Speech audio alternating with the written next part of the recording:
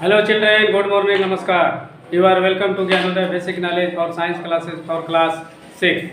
I am present for part 47 in the lesson up to पदार्थ एवं पदार्थों के समूह। आइए कक्षा 6 के लेसन 2 में पदार्थ एवं पदार्थों के समूह में हमें पढ़ना है कि पारदर्शी पदार्थ किसे कहते हैं। पारदर्शी, तो पारदर्शी का मतलब होता है कि वे पदार्थ जिसके आर पार देखा जा सके, ठीक है ना। आर पार देखा जा सके उसको क्या कहते हैं? पारदर्शी। जैसे कांच, जल। कांच में भी देखेंगे तो आर पार दिखाई देगा कि नहीं देगा? जल में भी देखेंगे तो आर पार दिखाई देगा कि नहीं देगा? तो इसको क्या कहेंगे हम? पारदर्शी। वे पदार्थ जिसके आर पार देखा जा सकता है उसे पारदर्शी कहते हैं, जैसे पानी और कांच। दूसरा है अपारदर्शी। वे पदार्थ जिसके आर पार नहीं देखा जा सकता है उसे अपारदर्शी कहते हैं, जैसे लकड़ी, कागज, बेंच, दीवार, क्या आर पार देख सकते हैं तो उसको क्या बोलेंगे? अपारदर्शी। देखो, पारदर्शी जिसको आर पार देखा जा सके, अपारदर्शी और मन में है जिसको आर पार नहीं देखा सकता, ठीक है। तीसरा है पारभासी।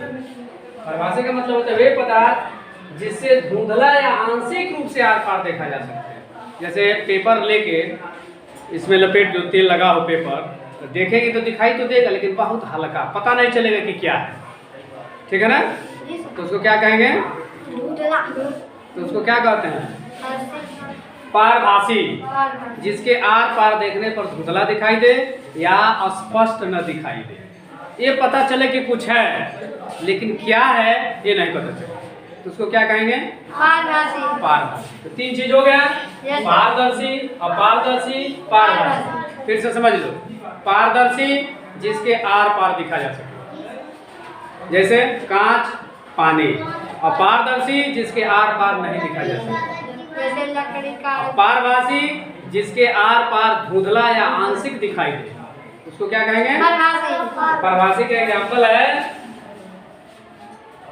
तेल लगा कागज या पेंट लगा कांच, दिखाई देगा हल्का लेकिन पता नहीं चलेगा। उसके बाद है चुंबकीय पदार्थ। क्या है?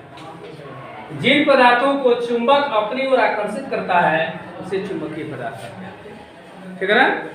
चुंबक के पास किसी लोहे की बनी वस्तु को ले जाएंगे तो अपनी तरफ खींचता है कि नहीं खींचता? तो जो खींचेगा उसको क्या कहेंगे? चुंबकीय पदार्थ। जैसे लोहे की कील, लोहे के बने हुए खुरपी, हंसिया जितने होंगे उसको क्या करेगा?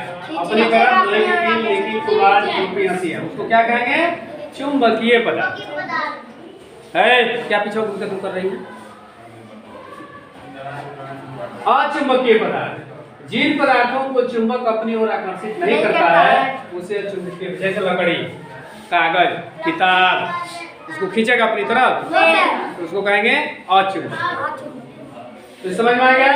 पारदर्शी, अपारदर्शी, पारभासी, चुंबकीय, अचुंबकीय।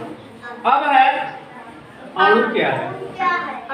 पदार्थ का वह छोटा से छोटा कण जो स्वतंत्र अवस्था में पाया जाता है तथा जिसमें पदार्थ के सभी गुण मौजूद रहते हैं उसे अणु कहते हैं। सभी गुण मौजूद रहते हैं का मतलब क्या है? अच्छा, चीनी का बड़ा कण ले लो और उसको खाओगे, मीठा लगेगा कि खट्टा? मीठा लगेगा?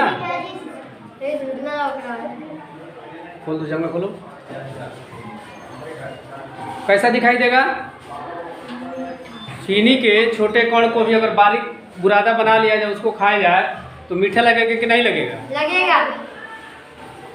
तो इसलिए उसका सभी गुण मौजूद हो गया कि नहीं हो गया? इसलिए उसको अणु कहते हैं।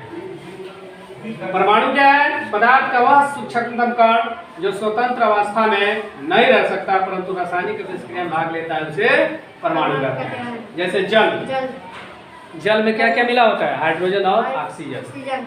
कार्बन डाइऑक्साइड में कार्बन और ऑक्सीजन, तो क्या हो गया? परमाणु हो गया। तो अब देखो, अणु और परमाणु में कैसे जाने कि अंतर क्या है? जैसे गेहूं ले लिया, गेहूं का आटा समझते हो ना? तो गेहूं क्या हुआ और आटा क्या हुआ? गेहूं क्या हो गया? अणु। उसके जो बारीक कण होते हैं आटा, उसको क्या बोलेंगे?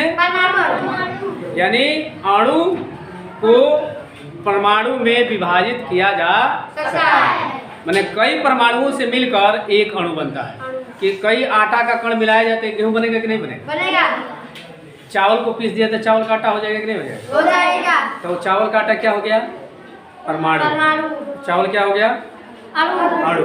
वही कहता है कि परमाणु के पदार्थ का सूक्ष्मतम गुण जो स्वतंत्र अवस्था में नहीं रह सकता परंतु रासायनिक अभिक्रिया में भाग लेता है उसे परमाणु कहते हैं। जैसे जल और कार्बन डाइऑक्साइड। और अणु क्या है? वह छोटा कण जो स्वतंत्र अवस्था में पाया जाता है और जिसके जो छोटे छोटे कण होते हैं उसके सभी गुण मौजूद होते हैं। चीनी ले लो, बड़ा कण वो भी मीठा लगेगा, उसको महीन पीस दीजिए, उसका भी कण ले लीजिए, वो भी मीठा लगेगा कि नहीं लगेगा? तो पदार्थ का गुण उसमें मिला कि नहीं मिला?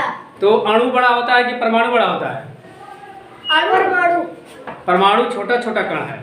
कई परमाणु मिलकर क्या बनते हैं? अणु। अणु किसका मतलब? अणु विशाल चीज है, उसी से परमाणु बनता है। ठीक है ना? अगला है कि परमाणु को कितने वर्गों में विभाजित किया गया है? 3। कौन कौन? इलेक्ट्रॉन। देखो इलेक्ट्रॉन का नोटिफिकेशन ई, इस पर कौन सा चार्ज होता है? माइनस यानी ऋण चार्ज। प्रोटॉन पर कौन सा होता है? प्लस यानी धन चार्ज, पी से इंडिकेट करते हैं। न्यूट्रॉन को किससे इंडिकेट करते हैं? एन से। इस पर कोई आवेश नहीं, यानी इलेक्ट्रॉन पर ऋण आवेश, प्रोटॉन पर धन आवेश और न्यूट्रॉन पर कोई आवेश। तो इस प्रकार आप पारदर्शी, अपारदर्शी, पारभासी, और क्या नाम है, चुंबकीय, अचुंबकीय, अणु और परमाणु के विषय में जानकारी प्राप्त किए। हमको उम्मीद है कि समझ में आया होगा। थोड़ा पूछते हैं, देखें कितने लोग बताते हैं, कितने लोग नहीं बताते हैं। तो अभी आपने पढ़ा, एक बार और रिवाइज कर देते हैं। सबसे पहले पढ़ाया था कि पारदर्शी क्या है। तो वे पदार्थ जिसके आर पार दिखाया, लिखना मत करो, वे पदार्थ जिसके आर पार दिखाई दे उसको पारदर्शी कहते हैं। जैसे पानी, कांच। अपारदर्शी वे पदार्थ जिसके आर पार नहीं दिखाई दे उसको अपारदर्शी कहते हैं। जैसे लकड़ी, कागज, किताब। उसके बाद है पारभासी, जिसके आर पार साफ न दिखाई दे, धुंधला दिखाई दे या आंशिक दिखाई दे, इसको पारभासी कहते हैं। जैसे तेल लगा हुआ, कागज, पेंट लगा हुआ, शीशा। चुंबकीय पदार्थ, जिन पदार्थों को चुंबक अपनी तरफ खींचता है उसको चुंबकीय। जैसे लोहे की कांटी, खुरपी, हंसुआ। ठीक है। अचुंबकीय, जिस पदार्थ को चुंबक अपनी तरफ आकर्षित नहीं करता है उसको क्या कहते हैं?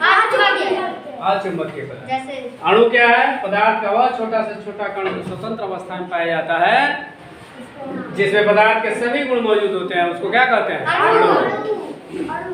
जैसे चीनी के महीन कण में भी चीनी के मिठास के गुण रहते हैं, है ना? और ऑक्सीजन और हाइड्रोजन क्या है? अणु है।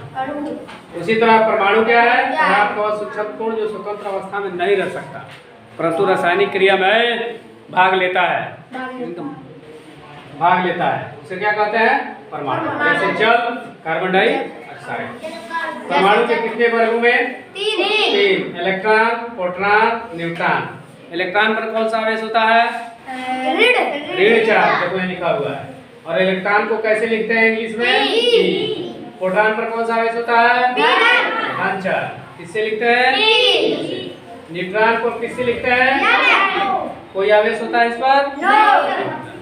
इस प्रकार ये सारी जानकारी आपको शॉर्ट रूप में, इजी रूप में बहुत ही आसानी समझाया गया। हमको उम्मीद है समझ में आ गया है।